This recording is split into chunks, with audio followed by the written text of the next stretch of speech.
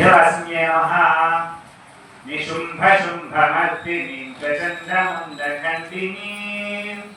वनेरणे प्रकाशिनीं भजामि विन्ध्यवासिनीं त्रिशूलमुण्डधारिणीं धराविघातहारिणीं गृहे गृहे निवासिनीं भजामि विन्ध्यवासिनीं दरिद्रदुःखहारिणीं सतां विभूतिकारिणीं वियोगशोकहारिणीं भजामि विन्ध्यवासिनीं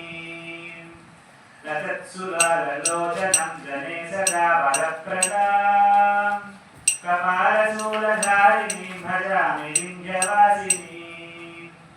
करे मुदा गदाधरीं शिवाशिवप्रदायिनीं वरां वराङ्गनां शुभां वदामि विन्ध्यवासिनीं ऋषीन्द्रजामिनी प्रदां तिथास्वरूपधारिणीं जले स्थले निवासिनीं भजामि विन्ध्यवासिनीं विशिष्टसुष्टकारिणीं विशालरूपधारिणीं महोदये विलासिनीं भजामि विन्ध्यवासिनीं पुरन्दरादिसेविकां मुरारिवंशखण्डिनीं विशुद्धबुद्धिकारिणीं भजामि विन्ध्यवासिनीं भजामि विन्ध्यवासिनीं